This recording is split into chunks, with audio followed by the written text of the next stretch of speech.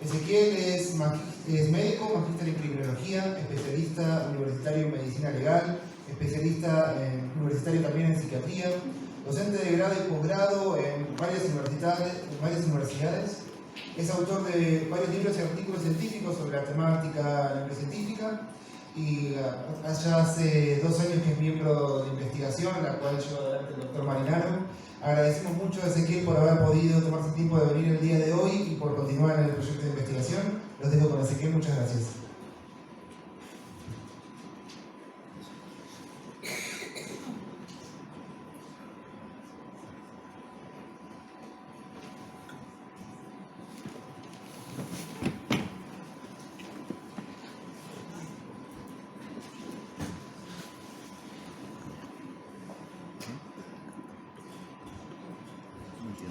Muy buenas tardes, noches ya a todos.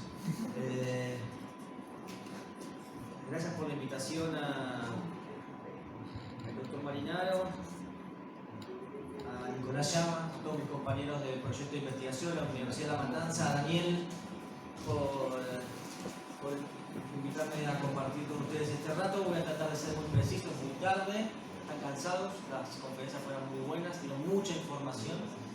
Y sobre todo el cansancio conspira contra nosotros, así que voy a intentar ser muy preciso. Aprovecho ya la oportunidad pedagógica. Daniel habló de este videito que muestra básicamente en forma muy sencilla para que pensemos lo que pueden ser en definitiva las consecuencias de lo que se llama el cuidado negligente o el abandono, ¿sí? Y no pensar que esto se da únicamente cuando yo no le doy un cuidado específico, sino que también para el cerebro es clave la nutrición en términos afectivos y la estimulación en términos simbólicos. O sea, cuando nosotros estamos en la crianza de nuestros hijos, además de darle una alimentación adecuada, le damos estímulos afectivos, emocionales, y tiene que ver con que básicamente los miramos y a partir de ellos los tenemos en cuenta. Esto que parece, digamos, medio rebuscado, hace que nuestros niños tengan o puedan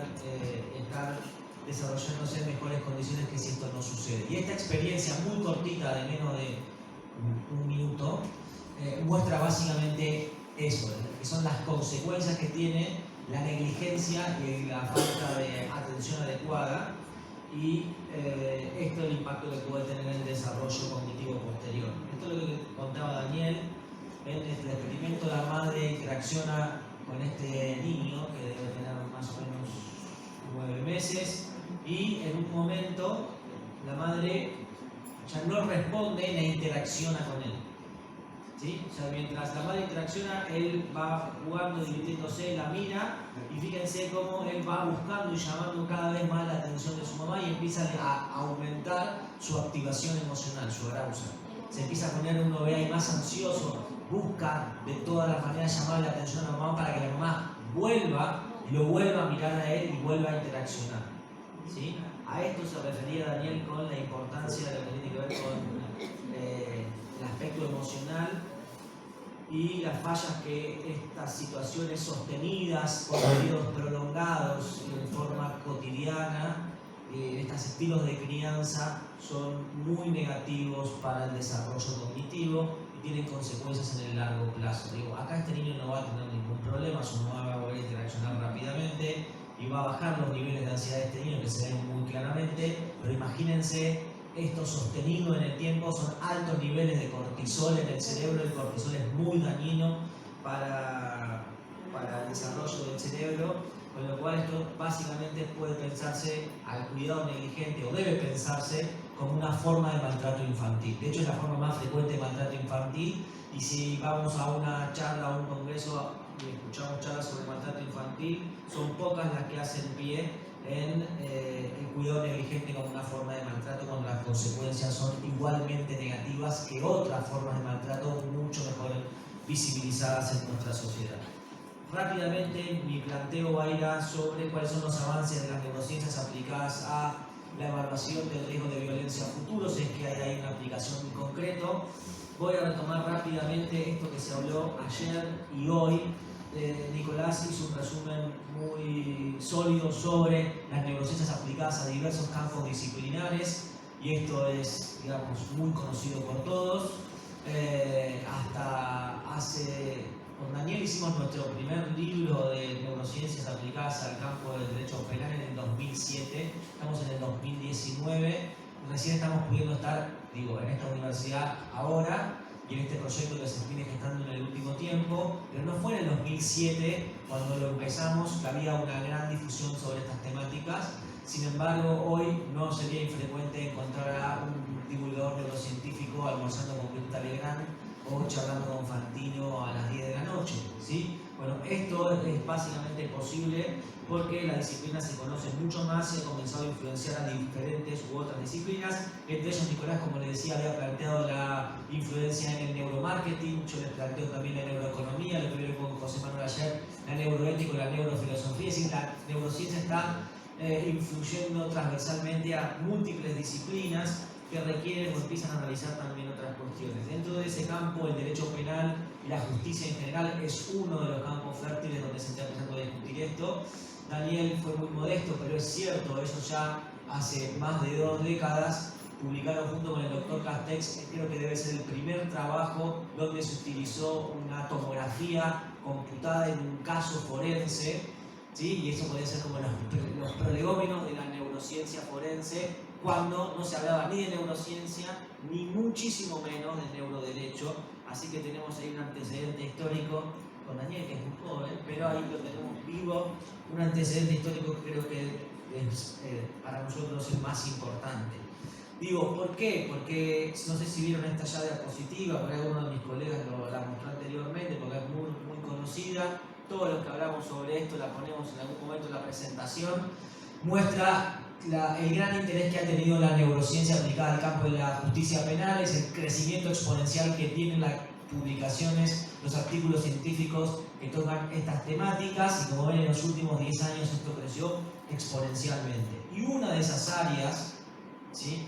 La neurociencia forense tiene múltiples áreas de investigación o aplicación, algunas las tocaron ya previamente. Hablamos del neuroderecho, que sería como hoy lo último que se está hablando en esta área. Otra área específica, la que explicó Daniel, imputabilidad penal y desarrollo de ese neuroadolescente. Otra de las áreas es la que voy a mostrarles yo, que tiene que ver básicamente con la posibilidad de tener marcadores neurobiológicos de reincidencia criminal. Esto, también lo planteó Eric en su conversación ahí con la periodista, empieza a despertar grandes alarmas en el ámbito penal y en el ámbito de la criminología.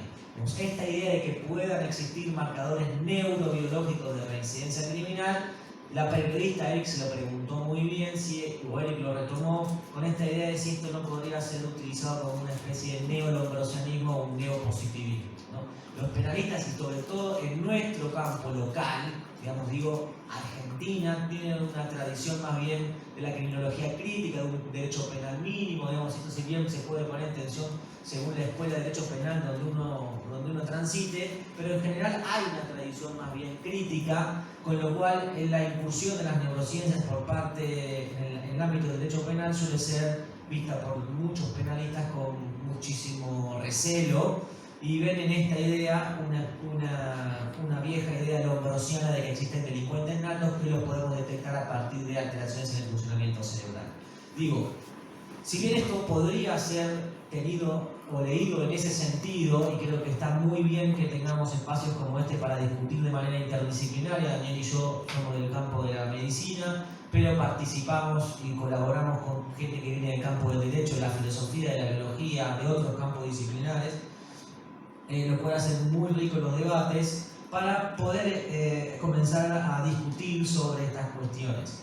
En los últimos tiempos existieron, yo digo 3 porque son los más reconocidos, estudios empíricos específicos que buscaron, intentaron y publicaron algunos datos que permiten diferenciar qué personas tienen más probabilidad o riesgo de violencia futura a partir del funcionamiento cerebral. El primer artículo, voy a hacer una falacia pro hominem y autodefinitiva, mientras los penalistas se ocupan de pensar en que el enemigo a derrotar hoy son las neurociencias, porque ven en esto la reencarnación y la sombra del hombroso que está entrando en la aula magna de la Universidad de La Matanza, nos estamos perdiendo en el medio de cosas muchísimo más peligrosas en la práctica de la justicia de ejecución penal, que es las evaluaciones y los dictámenes que hacen los psicólogos y psiquiatras forenses cuando en el ámbito de ejecución de la pena un juez o un fiscal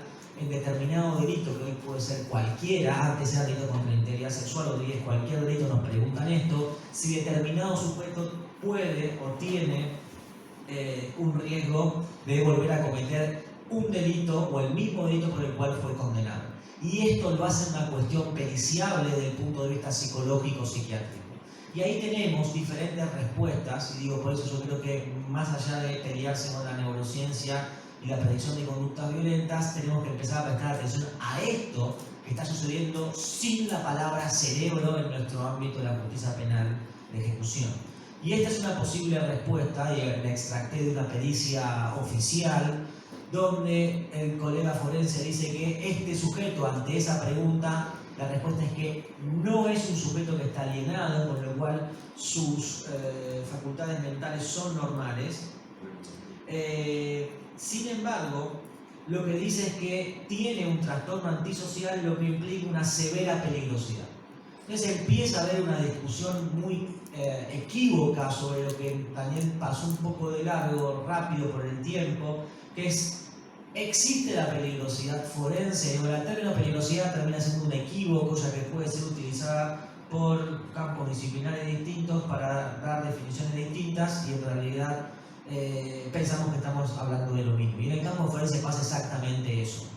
Los psiquiatras hablan de peligrosidad forense para referirse a algo, el penalista lo interpreta de una manera, los dos hablan de cosas distintas, utilizando el mismo término, parece que hablan de cosas exactamente iguales.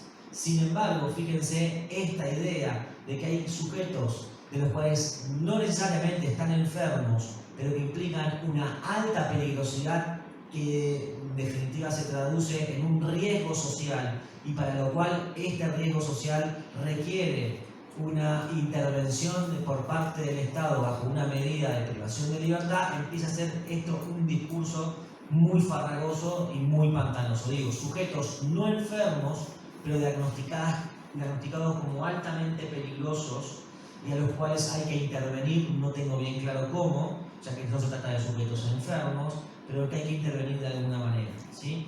Y esto es, de vuelta, un extracto de una pericia psicológica en este caso, porque los planteos sobre libre albedrío de determinismo y pensar de que únicamente la neurociencia o la biología es la que hace acertos deterministas basados en el funcionamiento cerebral o biológicos, es tampoco ver con claridad o críticamente otras disciplinas que en principio parecerían estar muy lejanas, como por ejemplo la psicología. ¿Y a qué voy con esto? Esta pericia psicológica utiliza un argumento determinista en términos de funcionamiento mental. No utiliza la palabra neurociencia, es más, probablemente a este psicólogo o psicóloga, si vuelve a hablar de neurociencia, le haga un ataque de alergia, diga Satanás, el cerebro. No, yo no tengo nada que ver con eso, yo no me correspondo con eso. Sin embargo, su argumento es exactamente determinista. Dice que no habiéndose corroborado variantes de su personalidad, no existen indicadores psicológicos que hagan verosímil suponer de que una misma estructura se origine en conductas diferentes. A la pregunta del juez, ¿va a volver a hacer un delito de la misma índole? Este psicólogo o psicóloga respondería sí. Y está determinado a hacer esto y siempre va a hacer esto porque su funcionamiento psíquico no se modifica y esa estructura de personalidad es inmodificable, con lo cual esa estructura de personalidad no es esperable conductas distintas. Esto es un argumento determinista sin hablar sobre el cerebro. O sea, las malas de la película no parecen ser las neuroimágenes, sino la forma que argumentan los peritos, o que argumentamos los peritos en esta disciplina. Digo, el problema de determinar qué sujetos son peligrosos no es un problema local, obviamente. Históricamente todos los países en mayor o menor medida han prestado atención a estas situaciones y han intentado construir algún parámetro y algún constructo conceptual para poder intervenir sobre sujetos a los cuales se les considera peligrosos, pero muchas veces no enfermos. Concretamente, algunos países, específicamente Alemania y algunos estados de Estados Unidos, han tenido medidas concretas para intervenir en estos casos, que son básicamente los sistemas vicariantes que mezclan, o en realidad no que mezclan, sino que combinan penas privativas de libertad más clásicas, basadas en la culpabilidad del sujeto, y una vez vencida esa pena privativa de libertad, una pena común, se le agrega y se le suma a esa pena un tratamiento básicamente basado en la peligrosidad del sujeto. Son sistemas que combinan pena más medida de seguridad. Pena para un sujeto declarado culpable, pero medida de seguridad considerándolo a un sujeto peligroso, ¿sí? Con lo cual, esta idea de la inocuización de sujetos intrínsecamente peligrosos, que históricamente ha tenido la criminología y que ha sido muy criticada también, la criminología positivista, y que ha sido muy criticada por autores, sociólogos, filósofos, Foucault se me ocurre para citar y que todos conocen, sigue estando presente en muchas legislaciones concretas. Particularmente Alemania ha tenido sanciones del Tribunal Europeo de Derechos Humanos por tener una legislación como esta, básicamente detenciones preventivas posteriores a la pena. Después de eso, ¿sí?, y de recibir críticas de Naciones Unidas en términos de detenciones arbitrarias por considerar de que esta detención preventiva posterior al cumplimiento de la pena era un estándar débil para fijar mejor a qué se refería con la privación de libertad posterior a la pena. Y lo que hizo fue darle más precisión a esta dinámica. Entonces lo que dijo es, yo le doy una pena a este sujeto por el delito que cumplió, por el delito que cometió. Cuando está por salir lo hago evaluar por una junta de expertos, psicólogos, psiquiatras, neurólogos, que evalúan alto riesgo y alta peligrosidad. Y en base a ese alto riesgo y alta peligrosidad le pongo un tratamiento en el mundo civil, en un hospital psiquiátrico basado en la peligrosidad. Si antes yo me basé en la culpabilidad, ahora me baso en la peligrosidad que tiene ese sujeto al cual no lo puedo dejar salir y me baso en el dictamen que hacen los profesionales. Con lo cual, si bien en la primera instancia había sido condenado por el Tribunal Europeo, recientemente cuando se revisó otra sentencia similar, ahí el Tribunal Europeo dijo, acá las cosas ahora sí en Alemania están más claras, una cosa es la pena y otra cosa es esta medida de seguridad en un medio civil. El gran problema acá tiene que ver con cómo hacemos los expertos para justificar que en un momento dijimos que este sujeto era normal, que tenía su competencia de autonomía psíquica, como lo planteaba Daniel muy bien, y por eso que eligiendo el camino de violar la norma, le damos una pena basada en la culpabilidad y un tiempo después, 5, 10, 15 años, decidimos que ese sujeto en realidad está enfermo, que no puede y no tiene competencia adecuada para tomar decisiones, entonces lo internamos involuntariamente. O sea, ¿cómo hacemos para hacer esa traslación entre es normal y lo condenamos y después cuando lo tenemos que dejar salir decimos que está enfermo y es altamente peligroso? Esta idea que yo vengo sosteniendo hace tiempo, de que no falta mucho tiempo que nuestro medio local vengan atravesados por delitos que tienen un gran impacto y una gran alarma social, de que la sociedad nos pida, no podemos dejar a sujetos que los peritos diagnostican con alta peligrosidad, aún después del vencimiento de la pena, ¿sí? El problema en el último tiempo había sido sujetos que habían sido condenados y pedían medidas de salida anticipada, el juez se las daba, en principio muchas veces tamizado por los medios de comunicación con mucha liviandad, y esos sujetos que habían sido condenados a 8 años recuperaban su libertad cuando tenían 6 años de cumplido y volvían a reincidir. En esa reincidencia la alarma social era muy alta porque decían, ¿cómo puede ser que se le haya pasado el filtro de este sujeto y que volvió a reincidir cuando todavía no había terminado de cumplir su pena privativa de libertad? Con lo cual, esto derivó en la reforma de la ley de ejecución penal.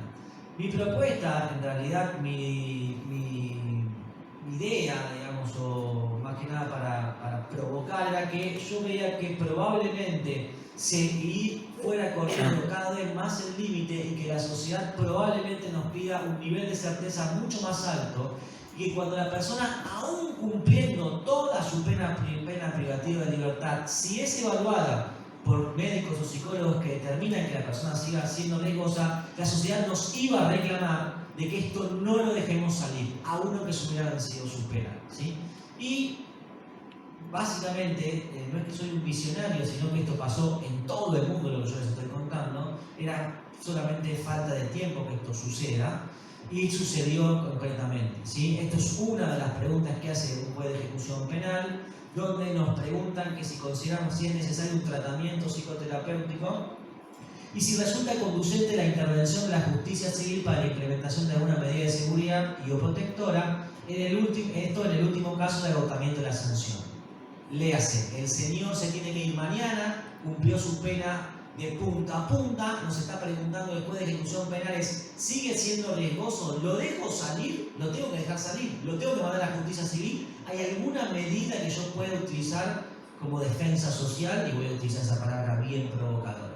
En definitiva, no es muy difícil lo que planteaban los positivistas Jiménez Azúa con la idea del estado peligroso, no hemos transformado mucho, nos hemos centrado en la discusión de cómo medimos la peligrosidad y no en el concepto, esa es mi opinión. Hace muy poco tiempo llegó a mí este fallo de ejecución penal de la provincia de Buenos Aires, donde una persona que había cumplido su pena privativa de libertad en forma completa por un delito de género, básicamente es lesiones gravísimas en el contexto de violencia de género, la fiscal requiere la internación compulsiva de este sujeto al momento del agotamiento de la pena. Esta señora había cumplido los 8 años de principio a fin, le habían indicado un tratamiento psicoterapéutico que no cumplió, y el fundamento del juez que utiliza es que básicamente este tratamiento, que parecía que era una imposición más que una posibilidad de realizar, fue medido o valorado en contra al momento de dar esta sentencia. Digo, la sentencia es muy provocadora porque estamos hablando del cese de la medida de pena privativa de libertad. Parece que no debería haber mucha discusión, cumplió los 8 años completos, 12 del mediodía del 10 de noviembre se tiene que ir, hasta donde entiendo yo que eso debería suceder, pero la fiscal solicita que en base al alto riesgo que este sujeto tiene, pasada la medida de pena privativa de libertad tradicional en el sistema penal, que se enciendan otros canales institucionales como por ejemplo las internaciones psiquiátricas, ¿sí? Y lo que solicita dentro de las medidas para tomar una decisión en el juez es una pericia psicológica y una pericia psiquiátrica. Y ahí creo que viene un poco el núcleo duro de esto. ¿Qué dice la pericia psiquiátrica? Que este sujeto tiene un trastorno antisocial, que no hay una conducta farmacológica que garantice neutralizar efectivamente y con seguridad científica este tipo de comportamiento, y que el trastorno antisocial no constituye una enfermedad médica psiquiátrica plausible de tratamiento médico, sino que es una forma de ser, la manera que ha elegido para estar en el mundo, sin evidenciar sintomatología psiquiátrica que condicione la elección de sus conductas. Se los repaso. Esta persona tiene un trastorno antisocial, no está médicamente enferma, ¿sí? No tiene un padecimiento mental y además no tiene ninguna alteración en la manera que toma sus decisiones. Básicamente no tiene alterada su competencia para tomar decisiones. Mi pregunta es, ¿cómo vamos a hacer nosotros para internar involuntariamente a alguien que además cumplió su pena en un dispositivo civil si ya los psiquiatras me están diciendo que no es un sujeto que tiene un padecimiento mental? Vamos a tener fuertísimos desafíos, yo iba a decir dolores de cabeza, pero quiero connotarlo positivamente. Vamos a tener muy interesantes y sólidos desafíos para pensar estas cuestiones. ¿Por qué? Porque se hizo lugar al pedido del agente fiscal y el juez derivó a la justicia civil para que se evalúe su internación al posterior del vencimiento de la pena. Y ahí viene una de las discusiones concretas que decía también había pasado rápido por cuestiones de tiempo, que es que utilizamos la palabra peligrosidad de forma indistinta en la psiquiatría y en el derecho penal, y tenemos una raíz común o una unión común que básicamente tiene que ver con las ideas positivistas. Jiménez Azúa lo planteaba muy bien, esta idea de la peligrosidad como estado peligroso en la predisposición o que hay hacia cometer delitos, y en esta predisposición había obviamente una faz psicológica de la predisposición hacia el delito, que definía como el estado peligroso o peligrosidad como la probabilidad de que alguien cometa o vuelva a cometer un delito. ¿Qué es lo que nos están preguntando hoy a nosotros? Hoy a nosotros, los jueces y los fiscales de ejecución penal, nos preguntan esto que Jiménez Azúa planteaba hace ya casi 100 años. Nos dicen, ¿este señor puede volver a cometer un delito? Eso es peligrosidad, ¿sí? cuál es la probabilidad de que tenga este señor de cometer un delito o que vuelva a cometer un delito similar. Y en esa idea hay mucho para discutir, esta idea de que hay una predisposición psíquica hacia el delito. Y la otra cuestión es cómo nos insertamos nosotros, porque como plantea muy bien Daniel en varios de sus artículos, la psiquiatría hoy se rige bajo la noción de riesgo y no peligrosidad, ¿sí? Hay una discusión sobre que el riesgo nunca puede ser cierto, sino que es un riesgo probable, pero en principio una definición concreta es que el riesgo tiene que ver con la probabilidad de que alguien con un padecimiento mental pueda dañarse a sí o pueda dañarse a terceros. O sea, para mí, la condición sine qua non de la intervención de un psicólogo o de un psiquiatra en este aspecto es el padecimiento mental. Sin padecimiento mental no hay posibilidad de evaluar riesgo para sí o para terceros. ¿Por qué? Porque cuando un psiquiatra o un psicólogo evalúa riesgo en un padecimiento mental, tengo clara que lo que viene después es una solución de términos sanitarios. Un psicólogo o un psiquiatra que diagnostica riesgo, lo que viene después es una internación psiquiátrica. Cuando un psicólogo o un psiquiatra diagnostiquen alta probabilidad de riesgo de violencia futura, es decir, de cometer un delito, no tengo claro qué respuesta de intervención va a venir ahí. Si la intervención después de esa evaluación es una intervención sanitaria, el sujeto tiene que tener un padecimiento. Si no, no entiendo cómo intervenimos nosotros desde el punto de vista epistemológico en definitiva. Y esta pregunta que, digamos, me planteo yo, si es la psicopatología quien debe opinar sobre si un determinado sujeto que fue considerado plenamente imputable y dentro de la categoría de normal puede volver o podría volver a cometer un delito. Si nosotros nos podemos dedicar a esto y si nosotros hacemos estos juicios de valor o estas evaluaciones, ¿qué medidas de intervención se van a proponer después? En la actualidad los avances, sobre todo en lo que tiene que ver con las neuroimágenes, nos permiten y nos acercan a nuevos interrogantes, nuevas preguntas y nuevos desafíos.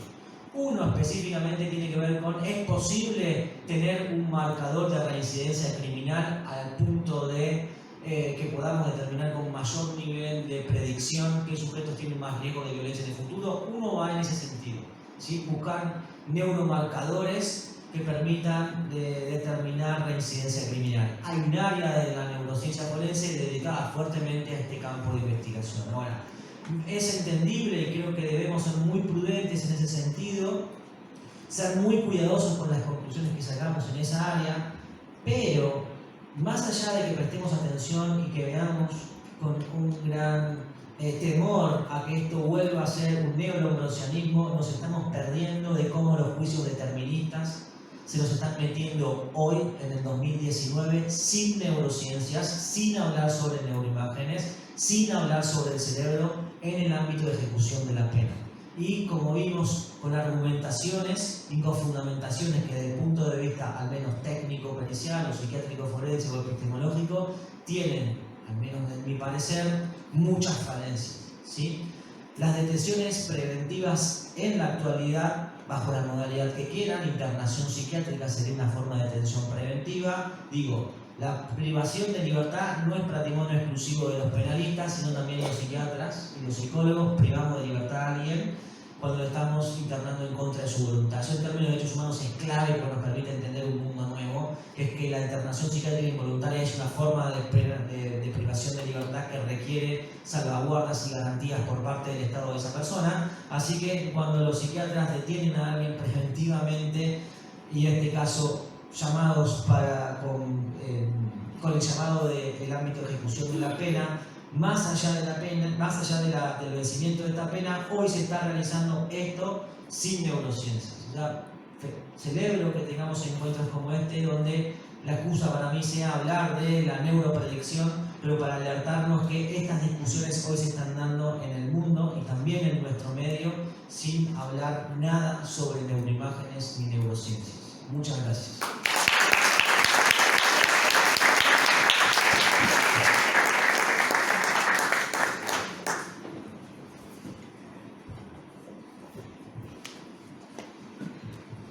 Habíamos comenzado la jornada de hoy preguntando si la libertad de pensamiento era un derecho absoluto o no lo era. Espero que las exposiciones de todas las personas que hablaban hoy hayan podido dar un poquito de luz hacia dónde estamos yendo y cuál es nuestra idea de trabajo al respecto. La verdad que agradezco a todos por haber mantenido esta jornada. Ha sido larga, ha sido intensa. dado muchísima información. Les agradezco muchísimo por haber participado. Por favor, no olviden de firmar el acta de presentismo, aquellas personas que quieran tener el certificado. Y recuerden, por favor, también incluir sus mails para que nosotros después podamos pasar la información respecto de la charla. Desde ya, muchas gracias a todos. Muchas gracias también, especialmente al doctor José Ángel Marinaro por haber dirigido esta investigación y esta jornada. Muchas gracias a todos.